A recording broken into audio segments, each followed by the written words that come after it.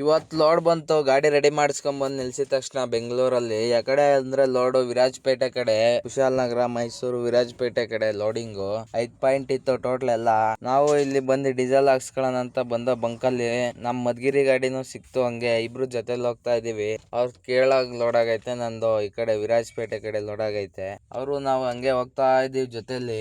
ಮೈಸೂರ್ ಹತ್ತತ್ರ ಬಂದು ಟೀ ಕುಡಿಯೋಣ ಅಂತ ಸೈಡ್ ಹಾಕಿದ್ವಿ ಇಬ್ರುನು. ಟೀಗಿ ಎಲ್ಲ ಕುಡ್ಕೊಂಡಿ ಮತ್ತೆ ಬಿಟ್ವಿ. ಹೋಗಿ ಅನ್ಲೋಡ್ ಮಾಡೋ ಅಷ್ಟೊತ್ತಿಗೆ ಬೆಳಿಗ್ಗೆ ಆಯ್ತು, 10 ಗಂಟೆ ಆಯ್ತು. ನಾನು ಇನ್ನೇನ್ ಮಾಡೋದಂತ ನೆಕ್ಸ್ಟ್ ಪಾಯಿಂಟ್ ಹೋಗೋಣ ಅಂತ ಹುಣಸೂರ್ಗೆ ಹೋಗ್ತಾ ಇದೀನಿ.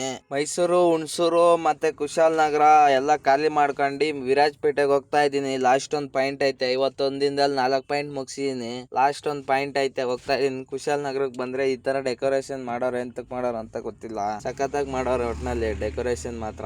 ಅದೆಲ್ಲ ನೋಡ್ಕೊಂಡು ಮತ್ತೆ ನೋಡಿ ಊಟ ಮಾಡ್ಕೊಂಡು ಗಾಡಿಲಿ ಕುಂತ್ಕೊಂಡಿದೆ. ನಿದ್ದೆನೆ ಬರ್ತಾ ಇಲ್ಲ. ಫೋನ್ ನೋಡ್ಕೊಂಡಿದ್ದೆ 12 ಗಂಟೆವರೆಗೂ. 12 ಗಂಟೆ ಮೇಲೆ ಆದ್ಮೇಲೆ ಯಾರು ಇಲ್ಲ. ಸ್ಮಶಾನ ಅಂತ ಇದೆಲ್ಲ ಸುತ್ತಮುತ್ತ ಫುಲ್ ಸ್ಮಶಾನ ಐತೆ. ಅದ್ರ ಮಧ್ಯದಲ್ಲಿ ಕಂಪ್ನಿ ಐತಿ ಇದು. ನೋಡಿ ಈ ತರ ಐತೆ ನಮ್ ಪರಿಸ್ಥಿತಿ. ಏನ್ ಮಾಡಕ್ಕಾಗಲ್ಲ, ನಿದ್ದೆ ಬೇರೆ ಗೊತ್ತಿಲ್ಲ.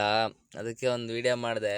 ನೋಡಿ ಮೆಟೀರಿಯಲ್ನ ಅಲ್ಲಿಂದ ಇಲ್ಲಿಗೆ ಸೇಫ್ ಆಗಿ ತಂದು ಇಲ್ಲೆಲ್ಲ ಇಳಿಸೋ ಅಷ್ಟೊತ್ತಿಗೆ ಡ್ರೈವರ್ಗೆ ಸಾಕಾಗೋಗಿರುತ್ತೆ. ಸ್ವಲ್ಪ ಪ್ರೀತಿಯಿಂದ ಮಾತಾಡ್ಸಿದ್ರೆ ಅವ್ರಿಗೂ ಖುಷಿ ಆಗುತ್ತೆ. ದುರಂಕಾರದಲ್ಲಿ ಮಾತಾಡ್ಸಿದ್ರೆ ಸಖತ್ ಬೇಜಾರಾಗುತ್ತೆ ಯಾರಿಗನ ಆಗ್ಲಿ. ಡ್ರೈವರ್ಗಳಿಗೆ ಮರ್ಯಾದೆ ಕೊಡಿ. ಅದೆಲ್ಲ ಮುಗಿಸ್ಕೊಂಡು ಅನ್ಲೋಡ್ ಮಾಡ್ಕೊಂಡು ಹೋಗ್ತಾ ಇದೀನಿ ಬೆಂಗಳೂರು ಕಡೆಗೆ. ಯಾವ ಲೋಡ್ ಆಗಲ್ಲ ಈ ಕಡೆ, ಅದಕ್ಕೆ ಎಂಟಿ ಹೋಗ್ತಾ ಇದೀನಿ ಬೆಂಗಳೂರಿಗೆ. ನೋಡಿ ಫ್ರೆಂಡ್ಸ್, ಇವತ್ತಿನ ವಿಡಿಯೋ ಇಷ್ಟು. ಈ ವಿಡಿಯೋ ಇಷ್ಟ ಆಗಿದ್ರೆ ಲೈಕ್ ಮಾಡಿ, ತುಂಬಾ ಇಷ್ಟ ಆಗಿದ್ರೆ ಒಂದು ಫಾಲೋ ಮಾಡ್ಕೊಳ್ಳಿ.